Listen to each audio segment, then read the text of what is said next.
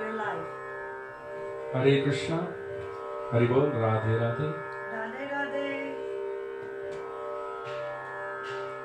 Hare Bol.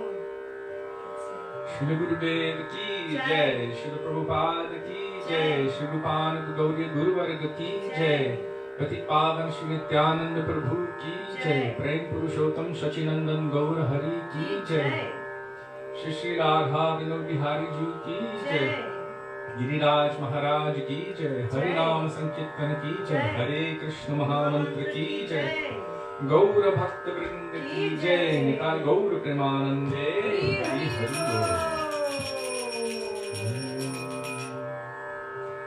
So we will begin with Mangalacharan, page 1 in Sri Gaudiya Giti Gucha, starting with Vandeham, D-A-N-D-E, Vande, and also you can find it in the Gaudiya Kirtan app, I hope. And if Jivapavana Prabhu is present, if he comes, then he always adds the bhajans and the nectar along in the thread, so don't forget to check. Dandavat Pranam. Dandavat Pranam. Vaishnavas.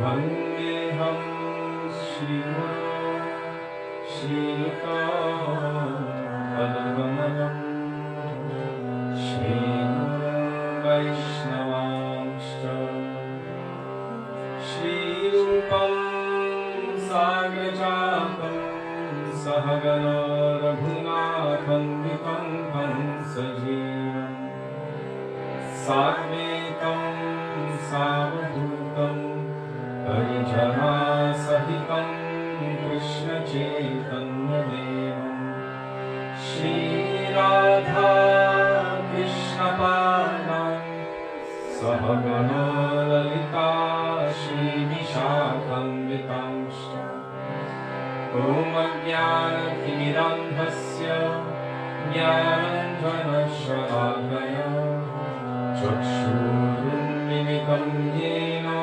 Tasmai Shri Gurave Namaha Namo Vishnupadaya Radhikaya Priyatmane Shri Srimad Bhaktivedanta Narayan Namine Shri Krishna Lila Katane Sudaksham Agayyamadhurya Gunashta Yuktam Varam Varenyam Purusham Mahantam Narayanam Tam Shirasam Namami Kridandiram Bhakta Shiromanim Cha Shri Krishna Padam Judikaika Hridi Chaitanya Leelamrita Sar Narayanam Tam Satatam Prapadye Namo Vishnupadaya Krishna Presthaya Bhutale Srimate Bhaktivedanta Swami Nityanamine Namaste Saraswati Deve Gauravani Prachadine Nirvishesha Shunyavadi Paschatya Deshakarine Namo Vishnupadaya Gaurapresthaya Bhutale Shri Srimad Bhakti Pragyano Keshavo Nityanamine Adilvatya Charitraya Sashritancha Paline Jiva Dukhe Sadartaya Shri Nama Premadayine Namo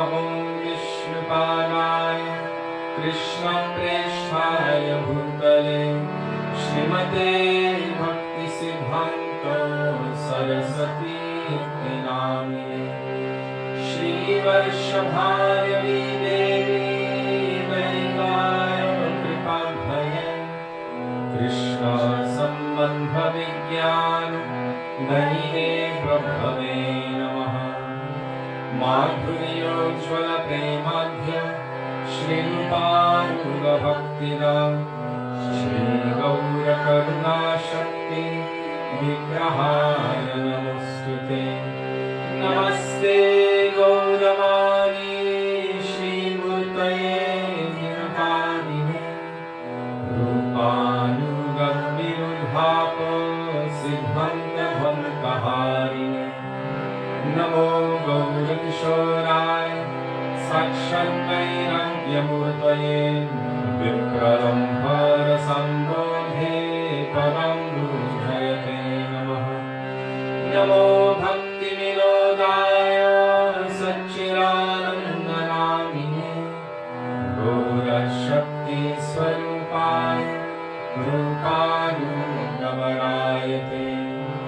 गौरानिर्भावभूमेस्त्वं निर्देष्टा सजनप्रिया वैष्णवः सर्वभौम श्रीजगन्नाथाय ते नमः। वंशाकल्पतरुभ्यश्च कृपासिन्धुभ्यैव च पतितानां पावनेभ्यो वैष्णवेभ्यो नमः। नमो महावदन्याय कृष्णप्रेमप्रदायते कृष्णाय कृष्णचैतन्य नाम्ने गौरकृष्णे नमः। हे कृष्ण करुणा सिन्धो दीनबन्धो जगत्पते गोपेश गोपिकान्त राधाकान्त नमोऽस्तुते। तप्तकाञ्चन गौराङ्गी राधे वृन्दावनेश्वरी वृषभानुसुते देवी प्रणमामि हरिप्रिये। जयतां सुरतोपङ्ग मम मन्दमतिर्गति मत्सर्वस्वपरम्बोजो राधामदनमोहन। दिव्यवृन्दारण्यकल्पद्रुमाण श्रीमद्रत्नागारसिंहासनस्थ श्री श्रीराधा श्रीलगोविन्ददेव प्रेष्ठानिभिः सेव्यमानः स्मरामि।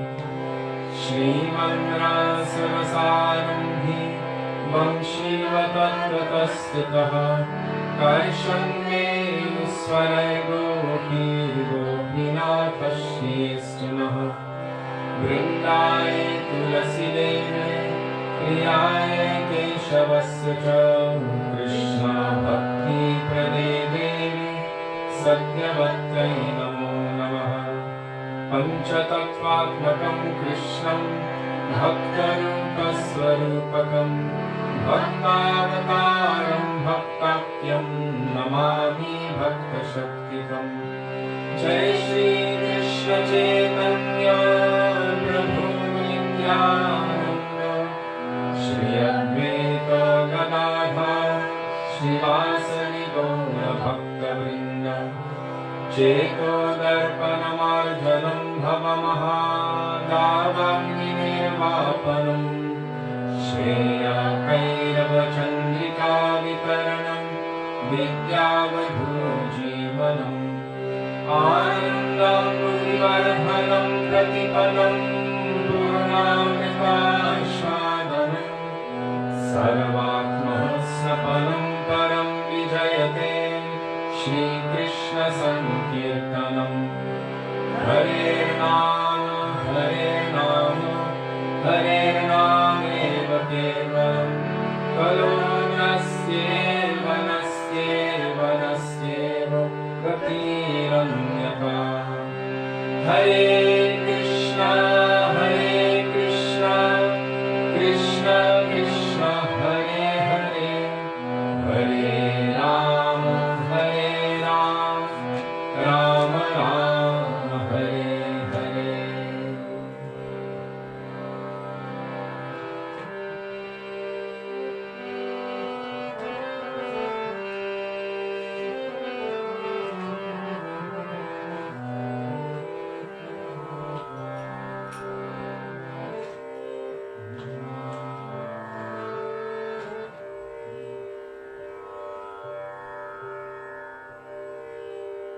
Gurudev Kripa Bindu Diya. It's page 32 in this small book, and it starts with Gurudev Kripa, K-R-P-A, Kripa Bindu Diya.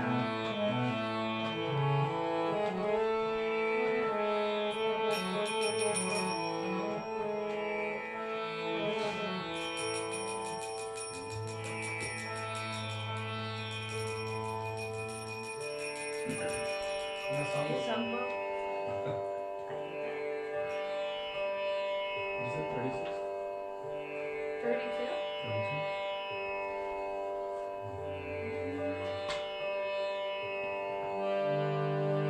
Gurudev Kripa Bindu Diya Gurudev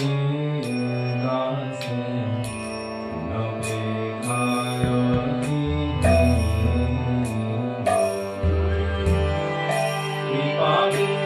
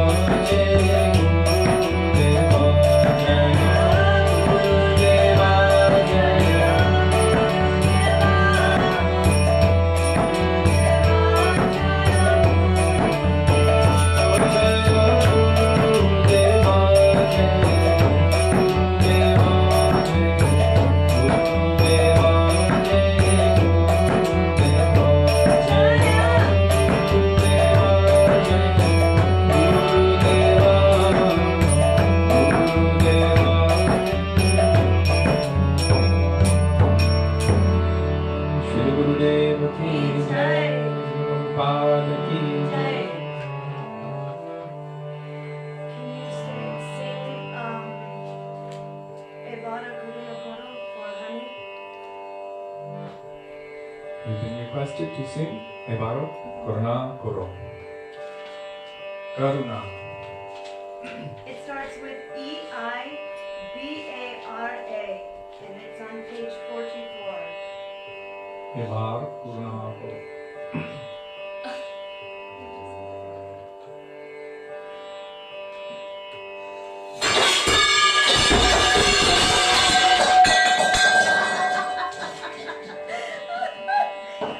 That's my pot stacking. Don't worry, all is well. Well. Perfect timing. Okay. I wanna cry.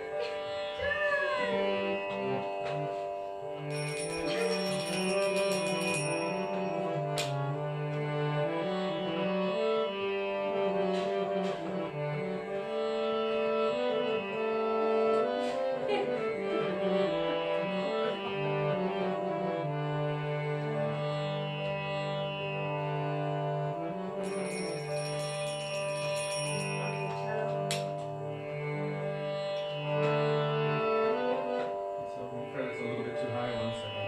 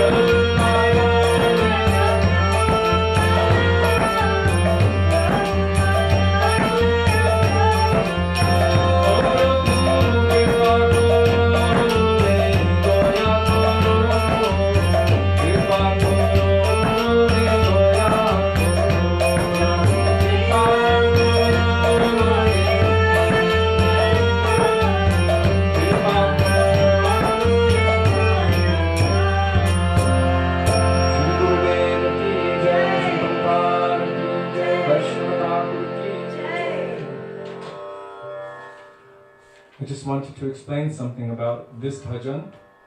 When this tune is sung, we also sing this tune for Jai Anilo Premadhana. It's interesting because in different occasions, our Gurudev Srila Bhaktivedanta Narayan Goswami Maharaj, who was known as an expert kirtaniya, he adjusted Sudevi once when she was singing this tune, and he also adjusted me once when I was singing this tune. At the very end, where it says Prati Janme Kori Asha Charanera Dhuli. If you're singing in the 2-beat, you know, when you're playing kartals, 1, 2, 1, 2, generally it flows a different way. But in the tune we were just singing, it was 1, 2, 3. So a lot of times devotees will sing Prati Janme Kori Asha Charanera Dhuli, or Prati Janme Kori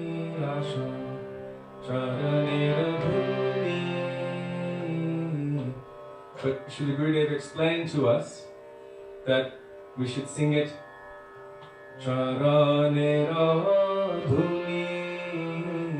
So he wanted us to hold on the word before. Somehow, even the syncopation of how one is singing the bhajan can disrupt the meditation of one who is really connected. So I just wanted to share that with you, if any of you actually have that inclination toward leading the bhajans and kirtans. Here, Prati Janme Kori Asha Charanera Dhuli Narotame Koro Doya Aponaro Boli. So he holds on the Aponaro Boli and then trails off on that.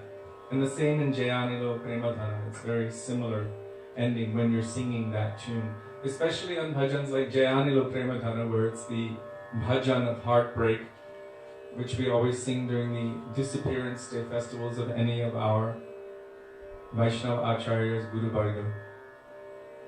Then at that time, those persons who are really connected by heart and by mood, they are weeping. And so, even if I don't have much of a connection, if I know that someone does have a connection, then I will try to help to serve their bhav, to serve their mood by maintaining through the kirtan. Because I don't have that bhav that Sri Guru has. But sometimes Gurudev would be weeping, like whenever we would sing Gaurangera Dutipada Jaradhana Sampara, he would always ask Sudevi, he would open his eyes and he would just go like this twice and then put his... Normally they wanted the bhajans to go quick, but on that bhajan he just loved that bhajan. He wanted it to go slow, long, and each line twice. So for Sri Guru, because we only know how to develop love and service to Krishna through Sri Guru and the Vaishnavas, then we start with endeavoring to please them, and gradually by that, then they will teach us how to serve and please Chaitanya Mahaprabhu and Sri Srila and Krishna.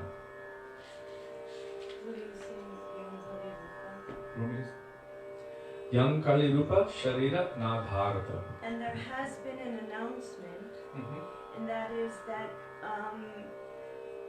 as one Vaishnavi was thinking about asking us to sing Gopinath Mama Nivedana Shuno, all the pots fell, and so she said she thinks it might be a sign.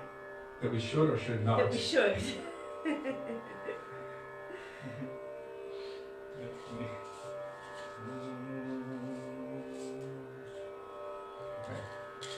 Yang Kali Rupa Sharira Na Bharata. What page is it, Subi? Kishori, one moment. Anuradha Dasi is saying, Dandavat Pranam, would you kindly satisfy my curiosity concerning Srila Bhakti Pradyan Keshav Goswami Maharaja's Pranam mantra that we chant in Mangalacharna? You chant it differently. In my book, it says Acharya Singharupane. Thank Also, you for I asking heard this question. that there are more pranam mantras for Srila Gurudev. Could you elaborate on their importance? 2 words. Hare Krishna. That's 2 words. Many years ago, we were doing Mangalacharan in front of our Srila Gurudev in Rup Sanatan Gaudiya, maybe 1998 or 1999. And afterward, our Gurudev said, "It is true that my Gurudev was very bold and powerful, like a lion, Acharya Singharupine. It is true. But much more than that, he is very near and dear to Gauranga, Mahaprabhu." He said, "So I like Gaura Preshtaya Bhutale." Of course, Acharya Singharupine was written by Srila Gurudev's senior god brother, Srila Bhaktivedanta Trivikram Maharaj. It is not wrong, it is fine, it is correct, it is good. But Srila Gurudev's preference was Gaura Preshtaya Bhutale. So if you see in his own Mangalacharan, at the beginning of every single class he gave around the world, Nama Om Vishnupadaya, Gaura Preshtaya Bhutale, Srimad Bhakti Pragyan Keshava Iti Namine. Because our Gurudev specifically said, "I like Gaura Preshtaya Bhutale," then we do what our Gurudev likes, so we say Gaura Preshtaya Bhutale. But still, he always spoke about his Gurudev that he was lion-like. But more than lion-like is how near and dear he is to Chaitanya Mahaprabhu. So that is why we do it like that. Since that time, we've only been saying Gaura Preshtaya Bhutale. And also there are many different pranam mantras for any Vaishnava. And another Vaishnava who understands the heart of that personality may write a pranam mantra for them. In fact, pranam mantras can be written now to glorify acharyas of the past. If there is any Vaishnava whose heart is deep enough, who is connected enough to understand the heart of those personalities. Like for Srila Rupa Goswami, different prayers have been written for him by some of our acharyas who may not have been physically present when he was present on this planet. And that is not necessarily wrong, it is also good. So for our Gurudev, Srila Bhaktivedanta Narayan Goswami Maharaj, while he was physically present within this world, we did Mangalacharan many hundreds of times. I would say most of the time during Kartik or in any festival. I was always present there when he was there, and I was doing the Mangalacharan. I would be one of the first persons there. And the prayers that were in our songbooks at that time were, of course, specific ones we sing. Yes, those are the specific ones we sing now. As we were doing for him when he was physically present, we're continuing to do now, because when we do our Mangalacharan, we are praying for him to be present, to manifest, to be with us, to bless us, to come. That is Mangalacharan. I'm invoking. It is called an auspicious invocation. So I'm invoking the presence of that personality to be with us. And as he did at that time when we were done with bhajans, actually during the Krishna Deva Bhavantam Vande, Gurudev, not that it's wrong to chant all of them or more of them, but this is our own, part of our own sadhan that we are getting to share with all of the devotees. So we share the inspiration that we feel and felt and are continuing to feel at the presence of our Gurudev. There are other pranam mantras for our Gurudev, which are also beautiful and good, and there is no harm in chanting them, as long as they're able. We're on. Oh yeah. You just appeared. Forgive us, technical difficulties. I don't know where you heard up to or where we left off. We were just speaking how all of our bhajans, all of the Mangalacharan and the bhajans have a very specific connection for us to our Gurudev. Just as you must all know, those who have seen him, when we would come to this point of Krishna Deva Bhavantam Vande, at that time Srila Gurudev would walk into the assembly usually. So there's a certain mood in that bhajan also, which we don't sing every day during this session, but all of the bhajans together, they bring about a particular mood. So I was saying that there are many different prayers, obeisance prayers, in glorification of our Gurudev and other Vaishnavas. And as long as they are within the confines of proper Tattva Siddhant, as long as they don't go out of bounds of that, then they are fine, they are okay. And especially if they are written by someone who understands the heart of Sri Guru, if they are composed by a Vaishnava, and they have a proper depth of relationship, internal relationship.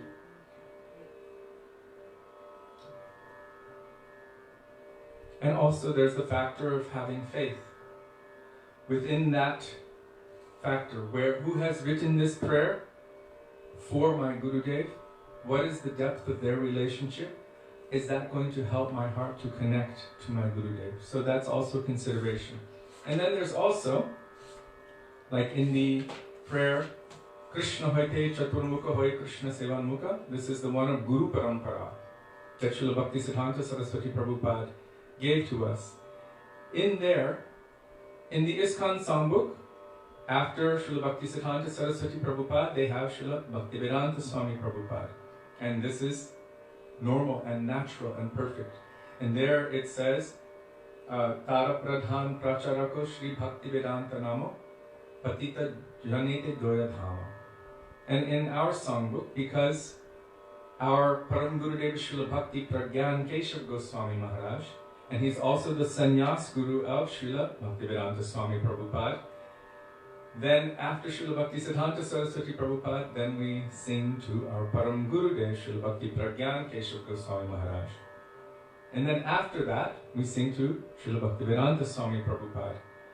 Except that if you keep the exact same prayer, then it appears that he is the disciple of Srila Bhakti Pragyan Keshav Goswami Maharaj and not necessarily of Srila Bhaktisiddhanta Saraswati Prabhupada. In which case, in order to maintain the flow and proper etiquettes, an adjustment is necessary in our case. So another prayer was made, which is beautiful, and it says, Pracharilo Gauravani Shri Bhaktivedanta Swami Purailo Prabhupadir Kam. So beautiful. Pracharilo Gauravani. He is preaching the essential message of Sri Chaitanya Mahaprabhu. That is Sri Bhaktivedanta Swami Prabhupada. But then it says, Purailo Prabhupadir Kam. He is fulfilling the heart's desire of his Gurudev, Srila Bhaktisiddhanta Saraswati Prabhupada. What a beautiful mood is present within that. And then we continue with our Gurudev, Srila Bhaktivedanta Narayan Goswami Maharaj and Srila Bhaktivedanta Vaman Goswami Maharaj, who was the prominent Acharya coming after Srila Bhakti Pragyan Keshav Goswami Maharaj.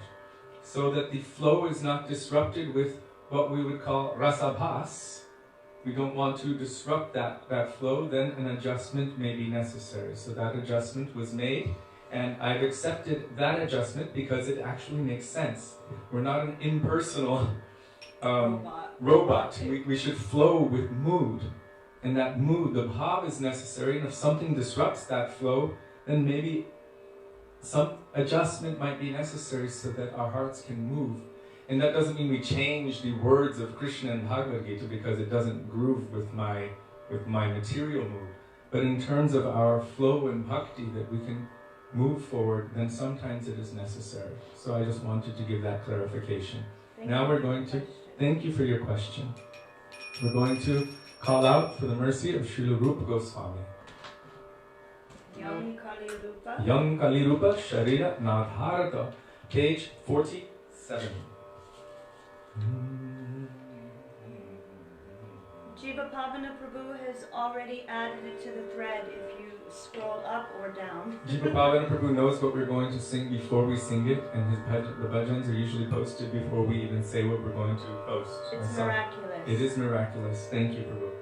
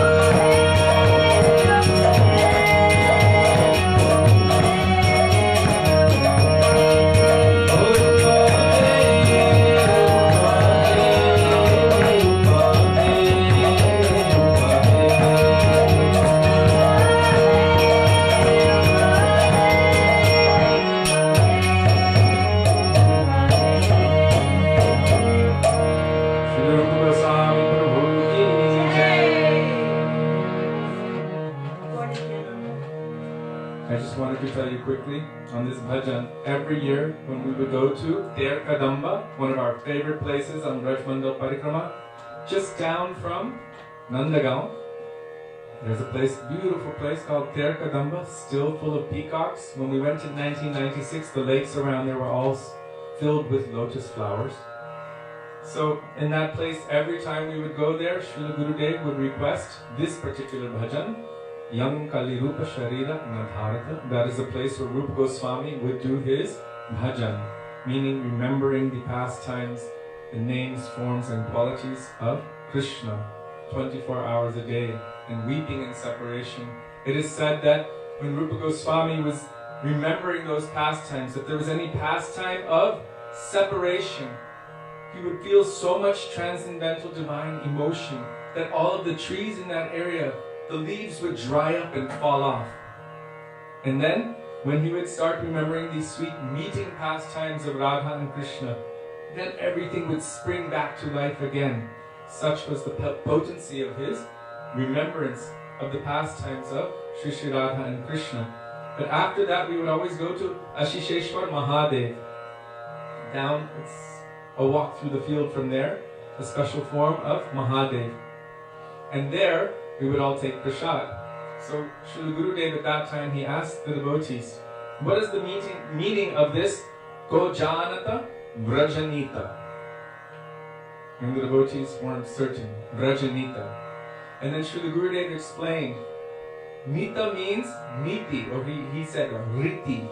And he said that it means the mood and the way that the Brajabasis do things for the service, for the pleasure of Krishna.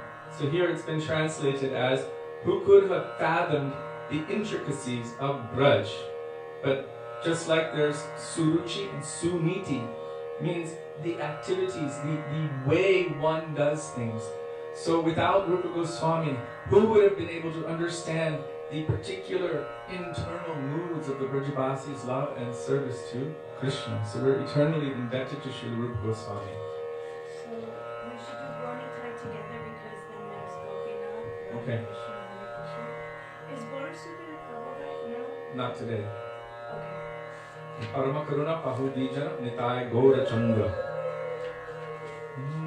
Starts with P. Parama. P-A-R-A-M-A. It's page 84 in the small book.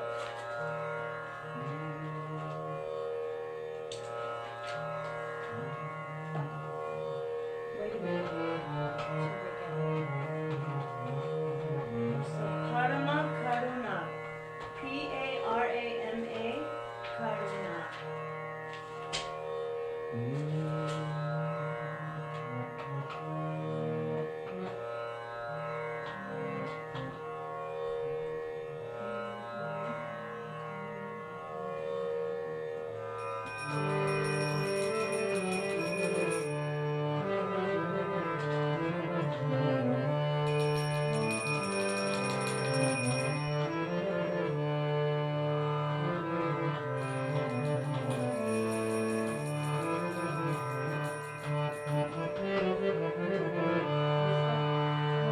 Shri Krishna Chaitanya Prabhu Nityananda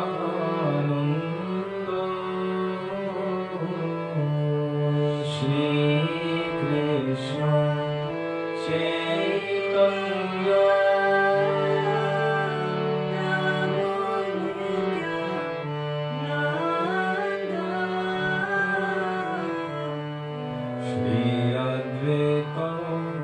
Gadadhar Shivasadi Gaur Bhakta Vrinda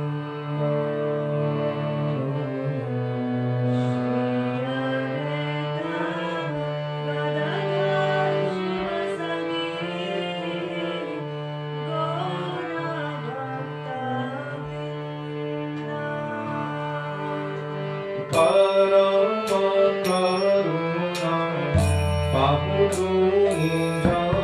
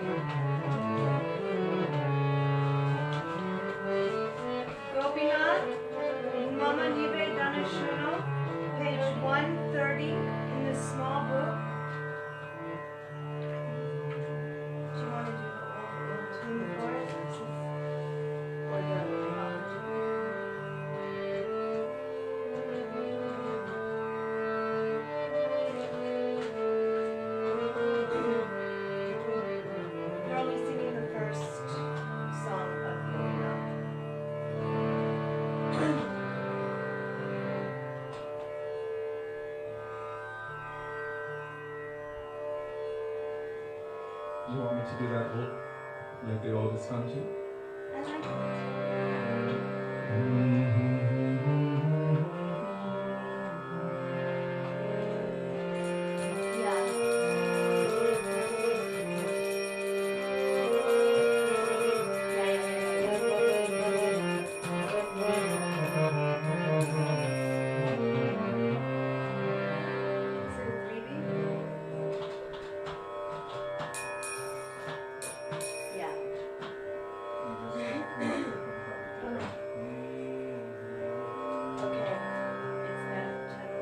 What page is that?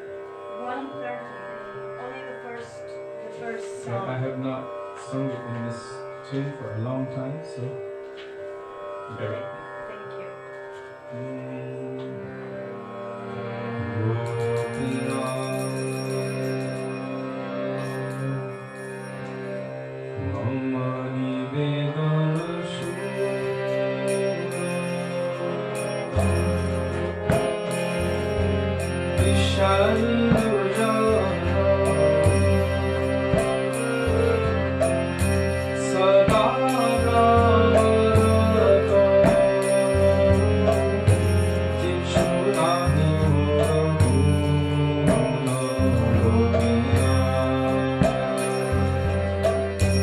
Mama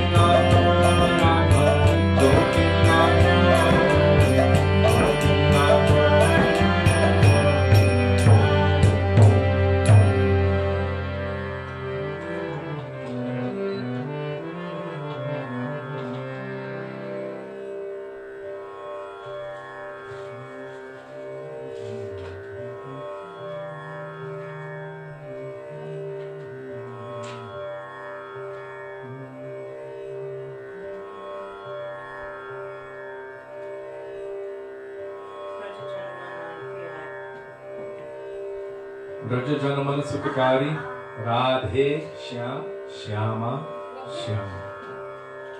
Page 366. 366. 366, starting with B for Braja in this book. B-R-A-J-A. Braja Janamana Sukhakari. Radhe Shyam Shyama Shyam.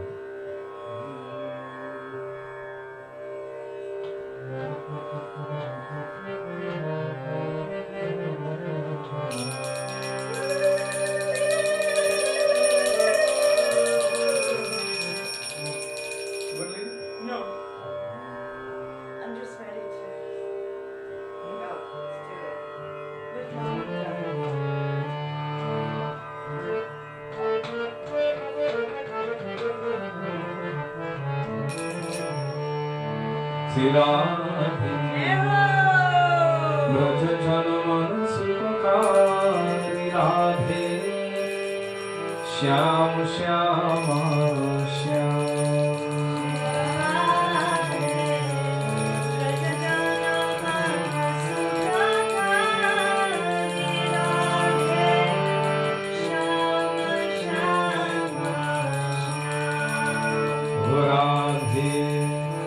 Shyam Shyama Shyam Radhe Shyam Shyama Shyam Radhe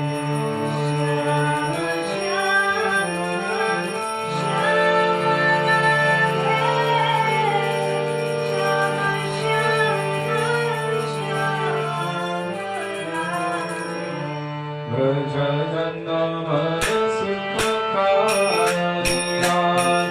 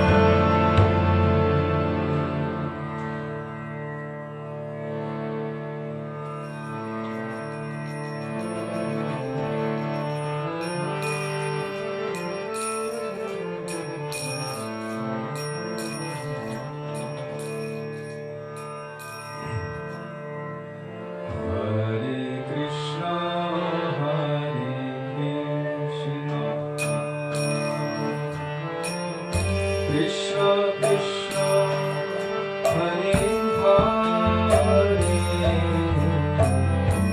Hare Rama Hare Rama Rama Rama Hare Hare Hare Krishna Hare Krishna Krishna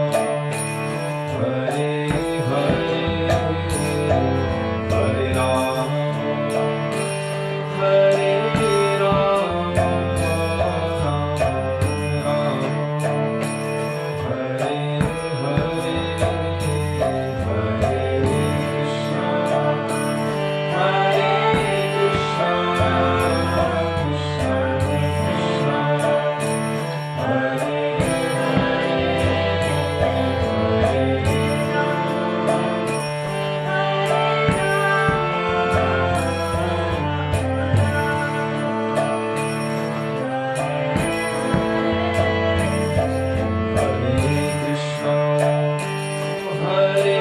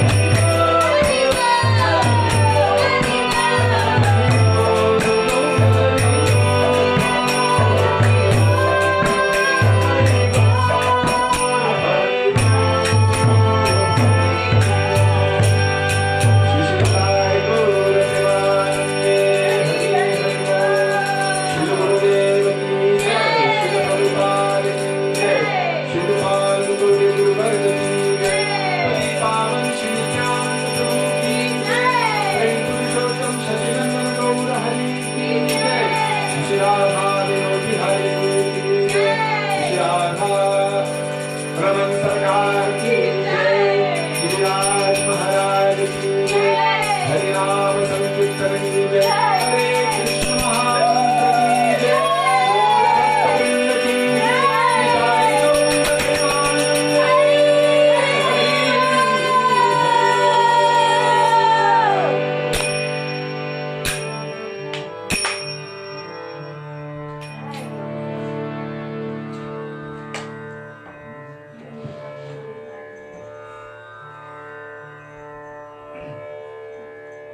We left off with a question last night as well. Sorry, it went a little bit longer than we're used to, but we actually spoke something in between the bhajans, which made everything slide over a little bit further.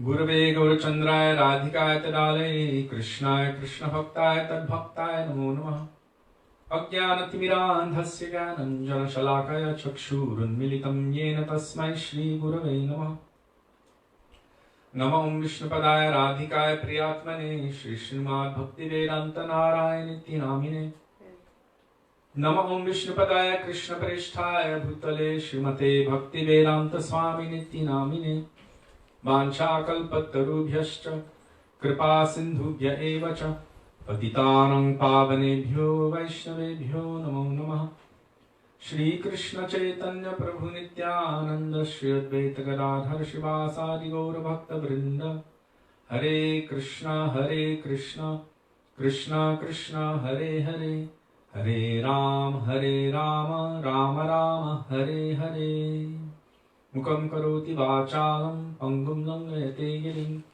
यत्कृपातमहं वन्दे श्रीगुरुं दीनतारिणम्. First of all, I offer my Dandavat Pranam thousands of times in the dust of the feet of our beloved Gurudev Nitya Lila Pravishta Om Vishnupad astottara Srimad Srila Bhaktivedanta Narayan Goswami Maharaj. In the same Dandavat Pranam unto the lotus feet, dust of Nitya Lila Pravishta Om Vishnupad astottara Srimad Srila Bhaktivedanta Swami Maharaj Srila Prabhupada. To all of our Rupanuga Gaudiya Guru Varga, and to all Vaishnavas past, present and future, including those who are with us today on Facebook Live, my Dandavat Pranam. Dandavat Pranam. Dandavat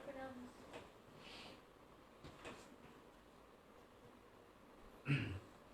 So before we continue with going beyond Vaikuntha, there was a question which was asked yesterday. And that question was a request actually to deliberate something upon the intricacies of rasa, vichar, or the conceptions from the perspective of rasa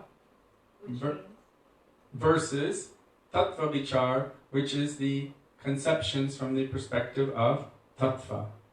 So we're going to go a little bit into this, and then we will continue with reading and studying of Sri Going Beyond Vaikuntha. So generally, for most persons, first it is necessary for us to have some foundation in tattva. Tattva means basic foundational building blocks of truth. Tattva is something which always was, which is, and which always will be, and is unchangeable by its nature. That is tattva. It is something akin, if you want to call it that, to what we call a law in terms of material physics, but this is spiritual law. It is absolute, it always is that way, it is unchangeable. That is tattva, and that is the foundation or the building block for all other conceptions which manifest from it. That is tattva. And rasa, or the basic idea of rasa, means those emotions or those feelings which dance on that platform or on that foundation.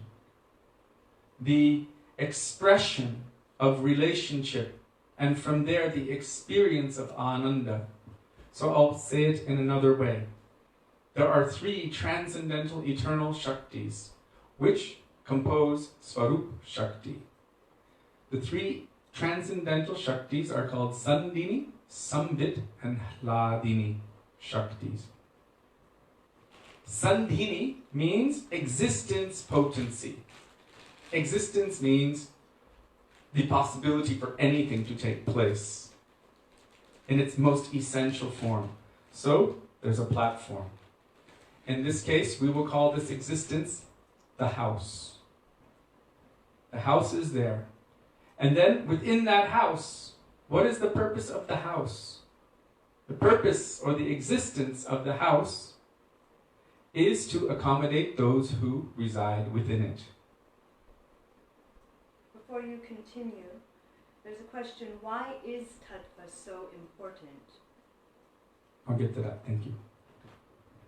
So the purpose of the house is to accommodate the persons who live within it. But those persons living within the house generally are not unaware of each other. There is relationship there. So there's a foundational relationship that is known as Chit or Sambit Shakti. And then within that relationship, all kinds of experiences are taking place. Different kinds of experiences. Some are the experiences of happiness, laughter. Some are the experiences of pleasure. Some are the experiences of anger. Some are the experiences of sometimes bitterness. So many different kinds of experiences are taking place based on that foundation of relationship, and that relationship is taking place on that platform of the house. So, in the same way, we have tattva. Tattva is the foundational principle. Without tattva, or without the foundational principles, then it means the ideas which are presented become only sentimental, because they have no foundation. So if I just create something off the top of my head, but it doesn't flow or does not have its foundation in essential tattva, then it's just a mental speculation. And if I only create a tattva, if I just have a foundational tattva but I don't have any rasa, then that itself is also a little bit lacking in something. So the tattva's function, or the essential truth's function, is to support the play, the sweet play of the absolute truth. So Sri Chaitanya Mahaprabhu has discussed with Sri Sanatan Goswami. There you can see the verse in Sri Chaitanya Charitamrita. Krishner Swarup Vichar Shuno Sanatan Advaigyan Tattva Braje Brajendra Nandan. Mahaprabhu is telling Sanatan the truth about the Swarup, or the nature of God, Krishna. Vichar. Vichar means the essential background tattva or truth. What is it? The supreme non-dual absolute truth. Advaigyan tattva. Advaigyan tattva means non-dual. Supreme absolute non-dual truth is none other than Nanda Maharaja's son, Krishna in Vrindavan. Braje, Brajendra Nandan.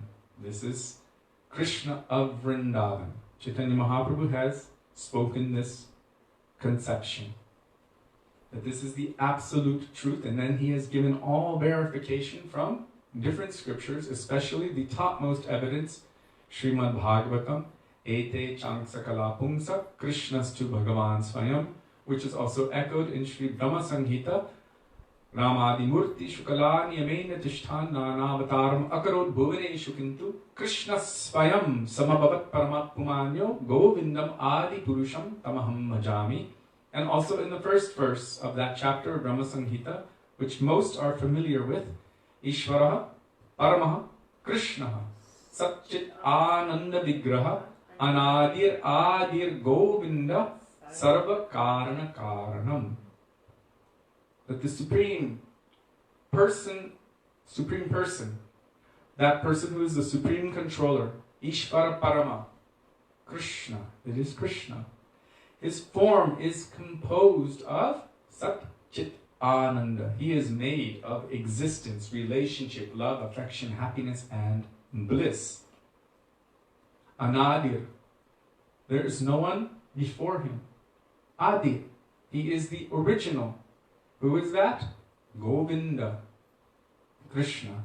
And Sarva Karana Karana means he is the prime cause of all other causes. So I'm just giving a little bit of essential foundation of tattva. So there are so many different tattvas which are inherent or absolute within the, coming from that main tattva. The main or essential foundational tattva is Krishna himself, from whom all other tattvas manifest. So we have Krishna tattva, there's Guru tattva, Bhakti tattva, Shakti tattva, Jiva tattva, all of the different conceptions. What? You're saying Maya tattva, Radha tattva. So many different essential foundational truths. And those essential foundational truths are in their background or the underlying aspect fixed.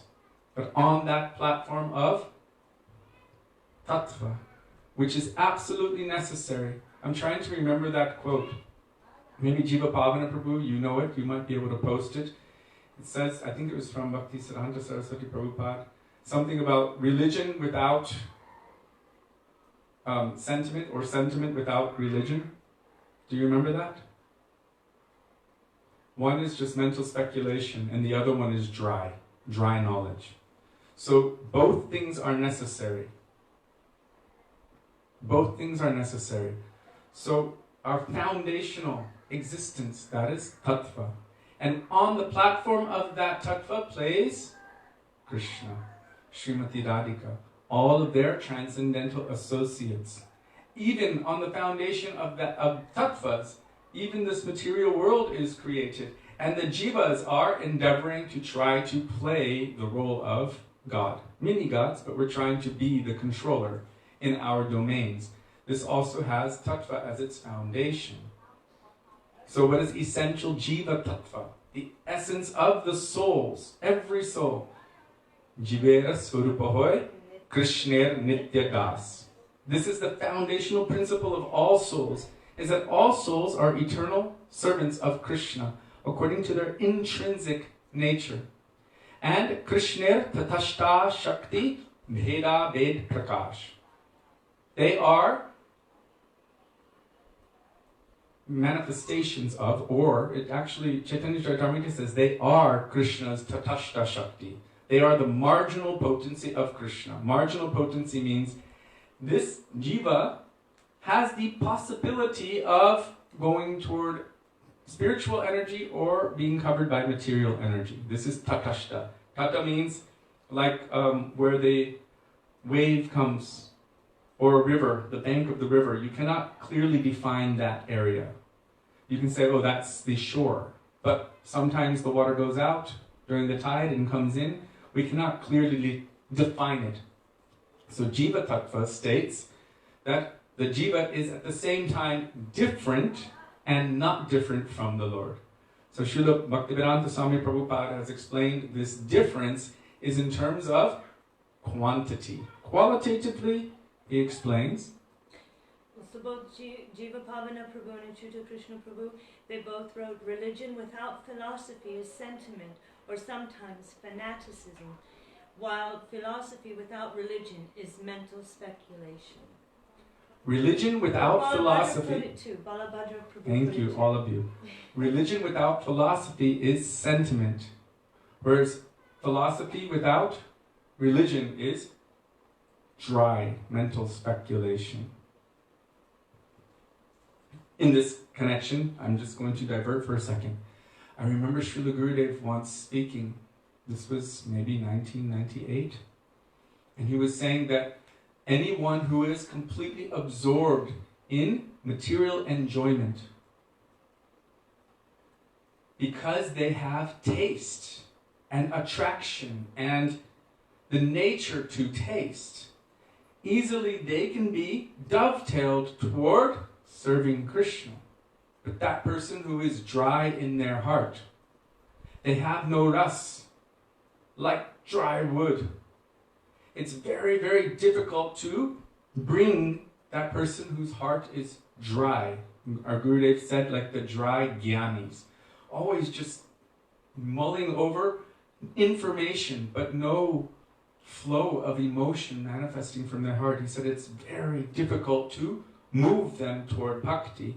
And this is confirmed in Srimad Bhagavatam by Srika Gurudev. I think Gurudev said like a sponge. Gurudev made some kind of comment like that. He said when something is dry, it's very difficult. But when something is full of ras already, material ras, then that can be dovetailed.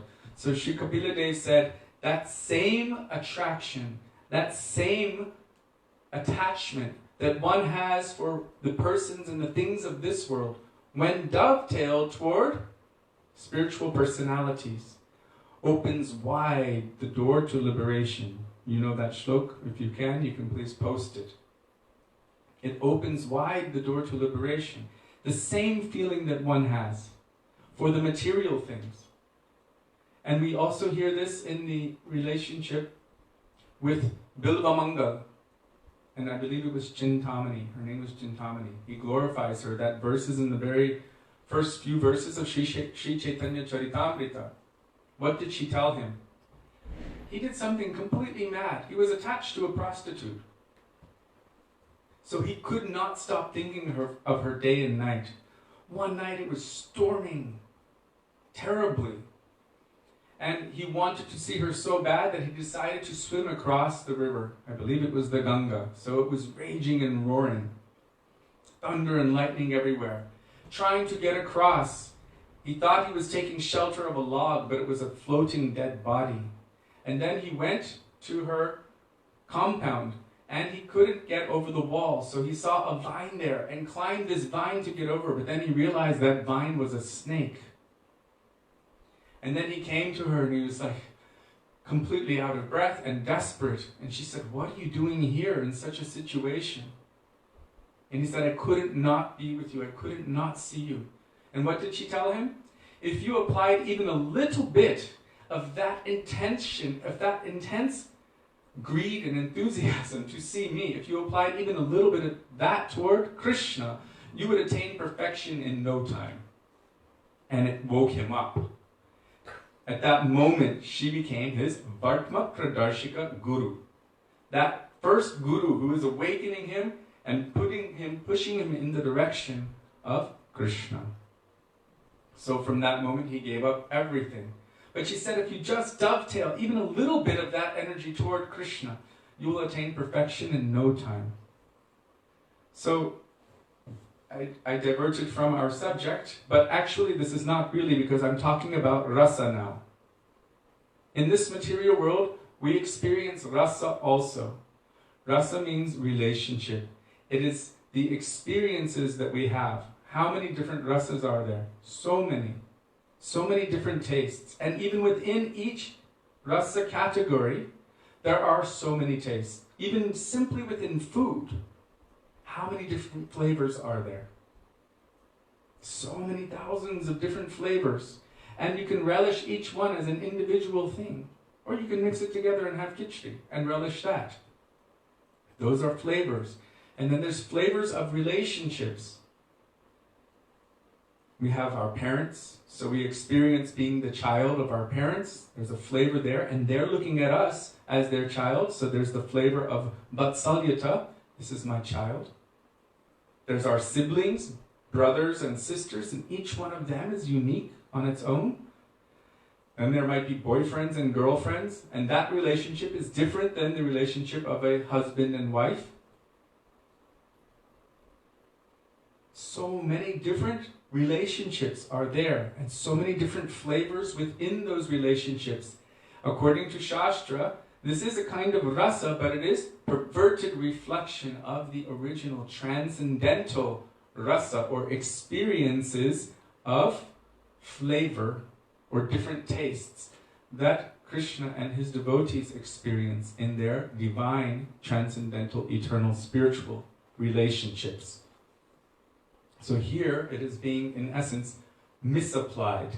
Why? Because the nature of every jiva is to love and serve Krishna.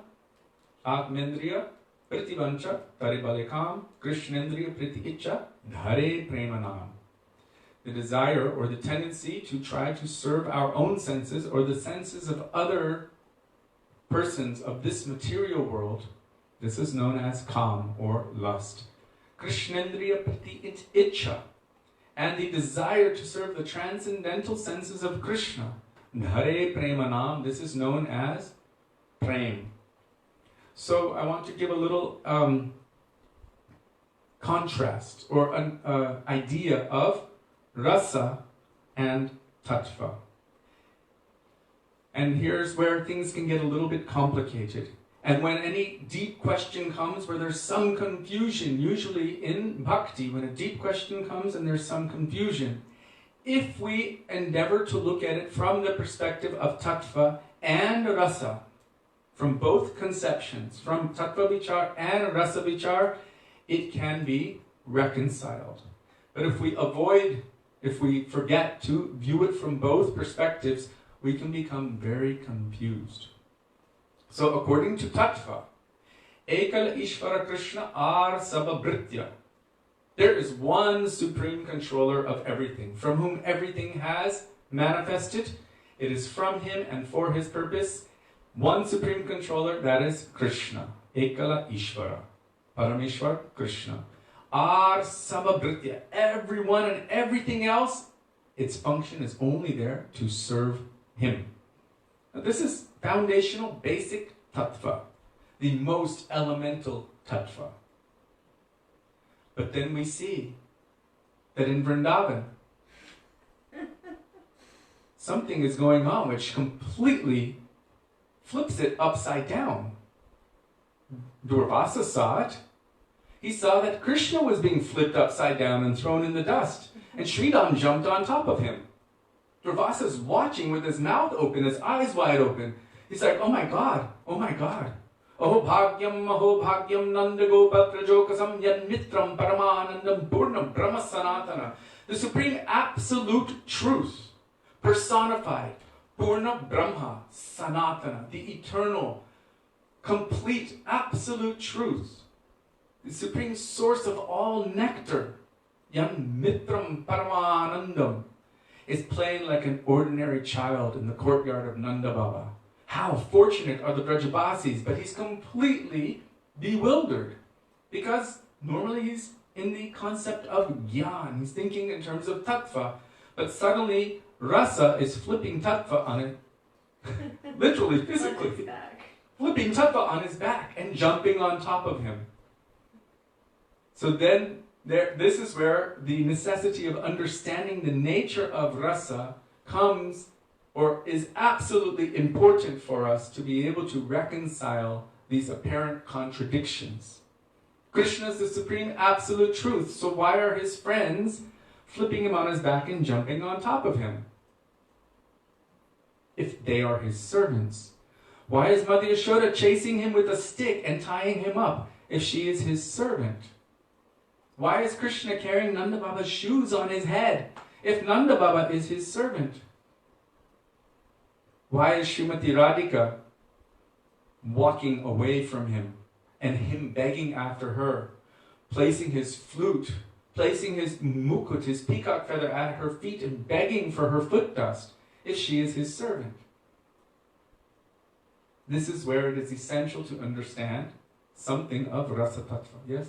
I was just thinking maybe you could say something about the fact that Srimad Bhagavatam begins in a certain way and brings you to Krishna, so that foundation. Okay. Thank you. I got. Why is it?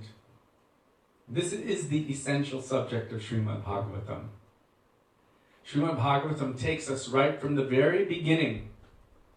Janmadyasya kunvayaditaratas charteshva vidyasvarat tene brahma hridaya adi kavaye muhyanti yat suraya Tejo vari mridam yata vinimayo yatra trishargo mrisha dhamna svena sada nirashtakuhakam satyam param dhimahi.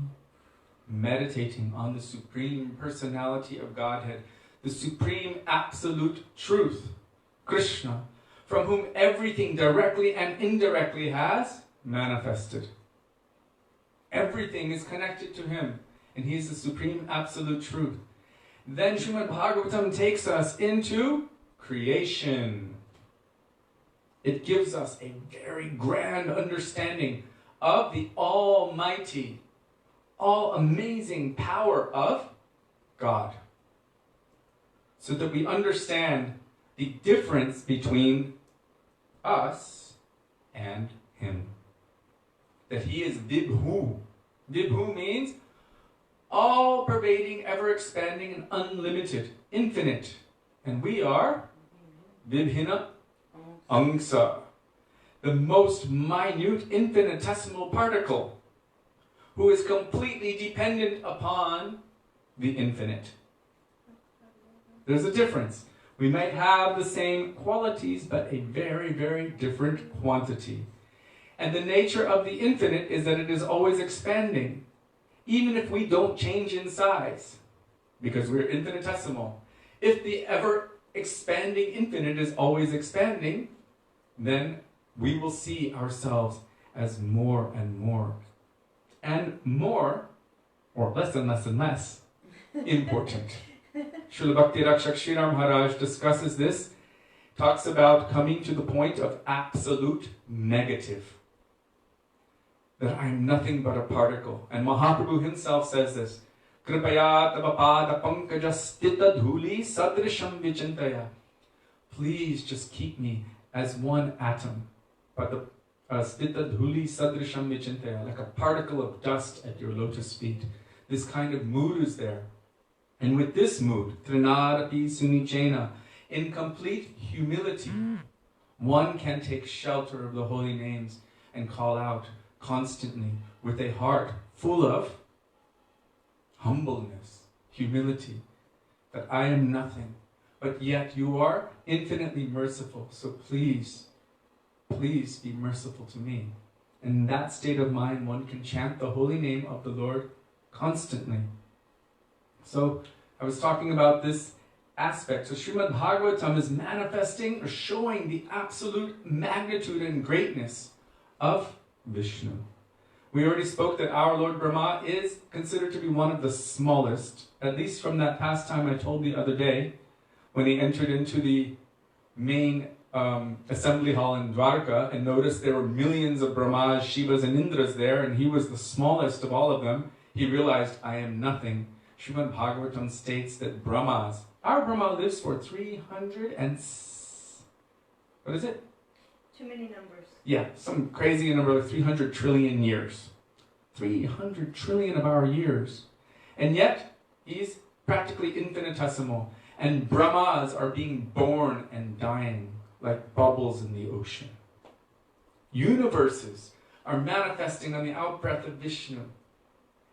Everything is coming to life, and then he breathes in again, and everything goes into suspended animation, back into their primordial elemental forms, with his simple out-breath and in-breath. And he never dies. So this is an internal process. Just breathing like this. He's just breathing, completely relaxed, in a similar way that we might not even notice that perspiration is manifesting from our body, and also humidity is entering into our body through our skin. In a similar way, Vishnu is lying there, and millions of universes are being created and destroyed with a single breath, without even thinking about it. So Bhagavatam shows us this amazingness of Godhead, and gradually brings us to the avatars. Avatars are responding to the call of the devotees. So it starts to become more and more personal.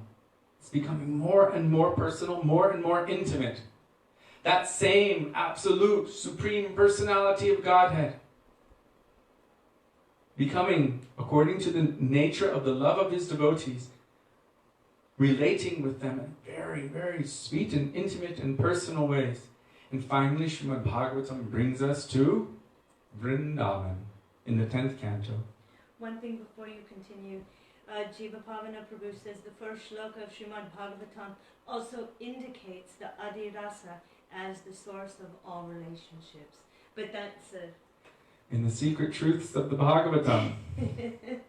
First verse. Srila Gurudev goes into many different definitions of this Janma Adi. Janmadiyasya. Adi means original. The original rasa. So he talks about so many different variations or understandings from different perspectives. Adi rasa means the original rasa or the original experience of taste. We actually know that the original experience of that is Radha Krishna. There is some shloks, some places where it is told where Krishna was alone in Vaisnava. And there he was desiring to experience rasa. Because that's what he does. And so as he was desiring, he was playing on his flute at Vaisnava. And from there, his own heart manifested outside of himself. Anayaradutonunam. No, that's the wrong verse. Sorry. That one's another one. His own heart manifested from himself as Sri Radha, who is made of anurag, and she ran toward him with desire to please him. That is her function, her nature. She is his own Hladini Shakti, his own pleasure potency taking form, running toward him. This is the meaning of Radha, from Aradhana.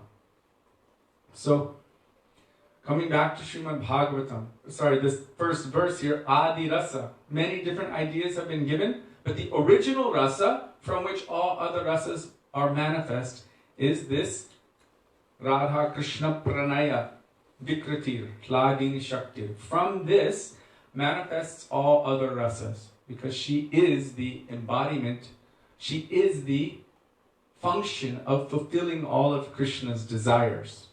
He has transcendental desires, although he has no material desires. He's known as Atmaram and Aptakam. Completely self-satisfied, no desire outside of himself. Is she outside of himself? Maybe, but she's also completely inside of himself. She's pervading his heart completely. Right?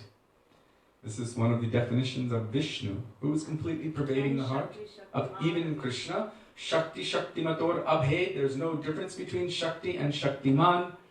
There's no difference between Radha and Krishna. So, this external manifestation is so Krishna can experience or taste rasa. From this original rasa, all other rasas manifest. Srila Gurudev and Srila Prabhupada have both told that Mother Yashoda is the embodiment of Radhika's mood of Vatsalya Prem to Krishna. So you can understand and imagine what all of the different moods are. From that Adi Rasa, all other rasas manifest. But that Adi Rasa also has another form. What is that Adi Rasa? Adi Rasa is Radha Krishna conjugal. Radha Krishna conjugal. This is Radha, Jai Jai Radha Krishna Jugala Milan. And that Radha Krishna conjugal has taken a very special form. Radha Bhava Dyuti Sibalitam Nomi Krishna Swarupam Shri Krishna Chaitanya Radha Krishna Nahi Anya Prem Purushotam Shachinandan Gaur Hari Ki Jai. So also, he is Adi Rasa, the original rasa. Srila Gurudeva also explains this in the Secret Truths of Bhagavatam, chapter 1.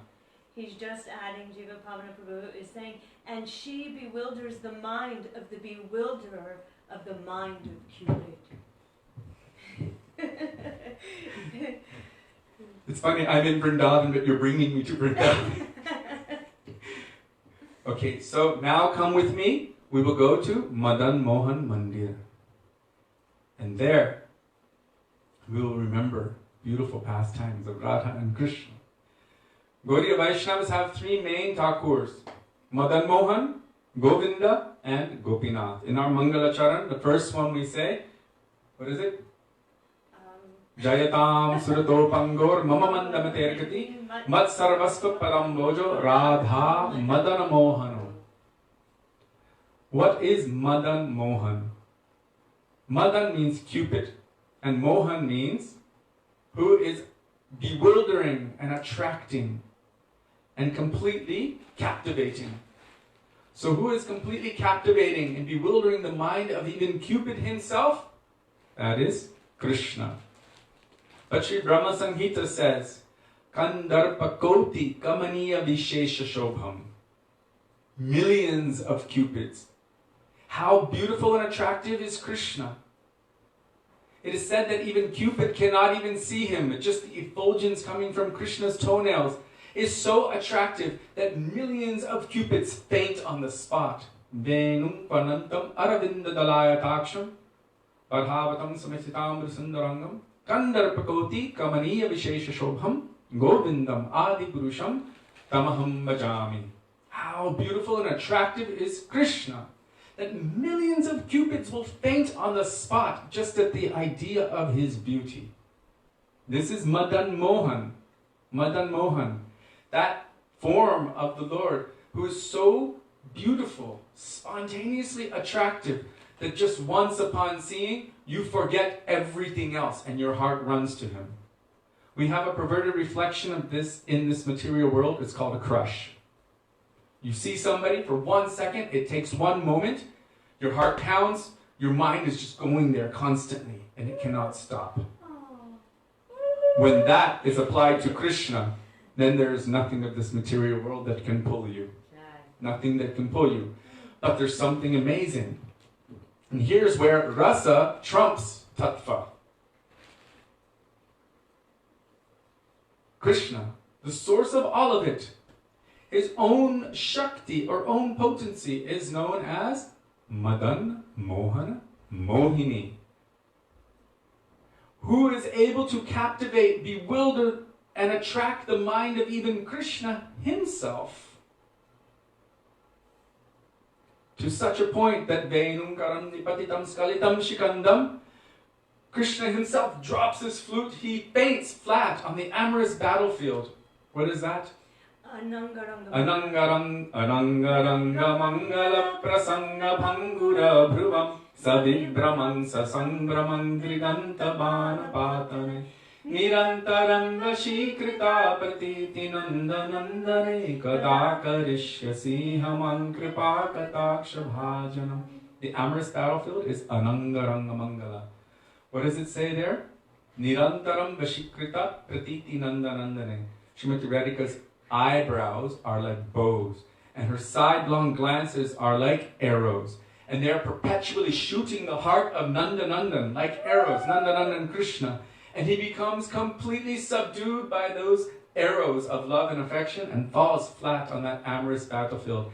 At that time, all of those who are part of her party, they begin to call out, Jai Radhe, Radhe, Jaya Jaya, Madhava Daite. She is supremely victorious, and Krishna becomes completely subjugated by her love and affection. This is where rasa trumps tattva. And this is especially visible in Vrindavan, where everything seems to reverse its nature somehow. Jamuna is flowing that way, but when Krishna plays his flute, she stops her course, flows in the opposite direction, and offers her heart to his lotus feet in the form of lotus flowers. As Krishna is playing his flute, mountains which are normally hard, stones which are very hard, begin to melt. And Krishna's footprints, his cowherd boyfriends, or Gopi's footprints, the footprints of the cows and the deer and camels, elephants, we've seen it in Sheshai, there's footprints. Because of Krishna's flute playing, those things which are hard like stone begin to melt. Why isn't my heart melting? That's why our Vaishnava acharyas, when they're writing their bhajans, they're crying that everything is melting, but my heart must be made of some strange, special substance that it does not melt. It must be so hard that even it does not melt. Why is my heart not melting? Who is it? Narahari. I'm so unfortunate that I have been given a stone in place of a heart. He says like this. So, in Vrindavan, everything, it reverses its nature. As Krishna is playing his flute, normally the calves are drinking milk from their mother's udders. But when Krishna is playing his flute, what happens? They forget to drink. Their mouth is open, the milk is falling out, and their ears open up wide, and they're just drinking the nectar of Krishna's flute. Gopis, what is the nature of Vedic Dharma? What is the nature of Vedic Dharma? A woman would never run out of her house in the middle of the night to meet with a beloved. It's one of the most shameful things in society. But they have broken all boundaries, all barriers. Krishna tells them, because they have broken everything for Krishna, they have escaped that situation and ran to Krishna. He tells them, I can never repay you, even in many lifetimes of Brahma, for your selfless love and affection. Let your love be its own repayment. So this is rasa. Dancing on the platform of tattva. Tattva is there, but rasa ultimately has the last say. Why? Because Krishna becomes subservient to rasa. Therefore, although Srimad Bhagavatam, all Shastras is saying that Govardhan is Krishna. Non-different. Everyone saw, all Vrijabasis saw that he manifested this amazing, massive form like Vishnu, and he was taking all the preparations. So some worship Govardhan or Giriraj as Krishna himself, some worship him as Vishnu, then some worship him as his servant. Srimad Bhagavatam, the gopis say, what is it? Haridasa Varya, the best of the servants of Krishna. So the highest conception is the conception that the gopis have revealed, because their rasa is that rasa which is able to control Krishna more than any other rasa. So that conception is considered the highest or the most complete conception. And so if we worship Giriraj as Haridasa Varya, or our Gurudev also indicated that no male form can enter, so then that bhav, Haridasi Varya, he said. I remember that. We were in Mukharavinda and Gurudev told us, Haridasi Varya. But if we serve like that, because we're serving him in the mood of a devotee, then he can awaken devotion or bhakti in our hearts for Krishna. Antaya madrit avala haridasa varya jadrama Krishna charana sparsha pramoda.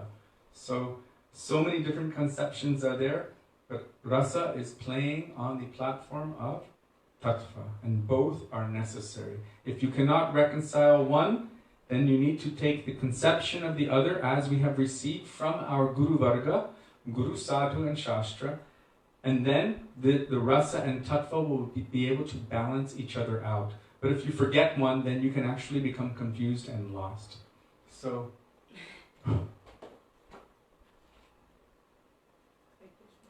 wow. This subject will probably be dealt more with inside of this book. It's a very complicated subject. It is actually the real essence of all of our teachings of Shastra, of what our Gurudevs have given, what our Vaisnava Acharyas have given, all of their commentaries, is somehow bringing these two aspects together. What is tattva? This is absolutely necessary for us to understand first. But even then, it might be that due to the association of any pure Vaishnava whose heart is overflowing with love and affection for Krishna, some desire, some greed may develop within our hearts to also love Krishna. And this is something like a rasa. Sometimes people would challenge our Gurudev. You're not qualified, or people, they're not qualified, they're too young, they're not qualified for greed. And I believe I've told this before. Our Gurudev would question them back. How can you say whether someone is qualified for greed or not? Is that dog in the market qualified for the rasamalai? Is he qualified to purchase it? Is he qualified to eat it? He has no right whatsoever. But when he's seeing that someone is taking it, he's sitting there begging. He's got those sad eyes and his mouth is drooling and he's just praying for one drop. He's qualified for greed.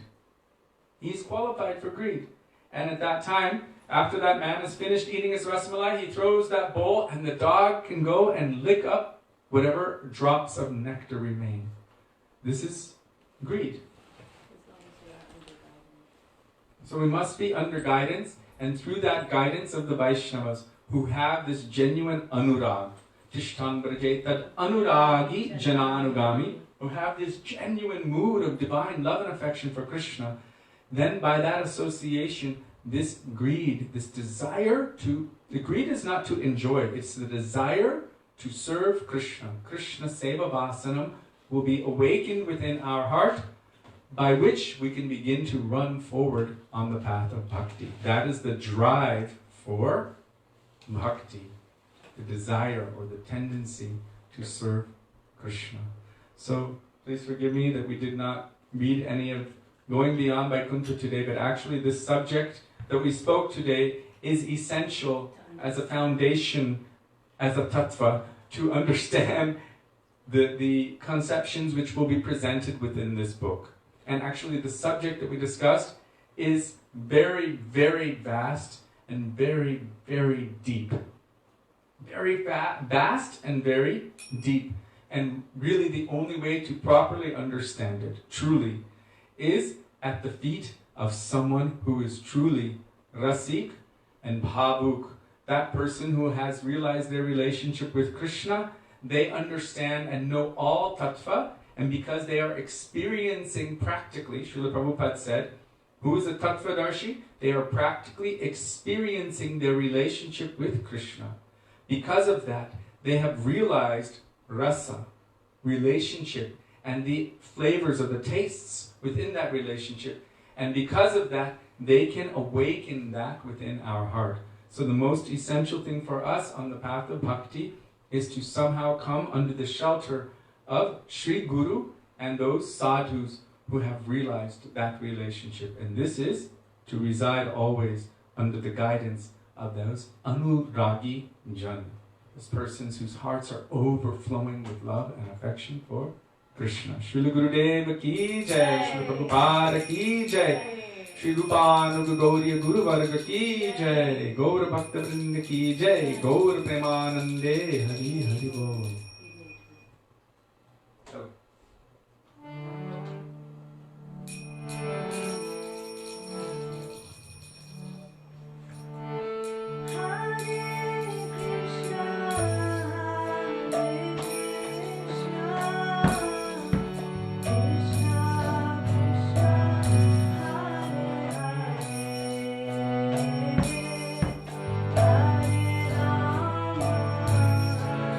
Hare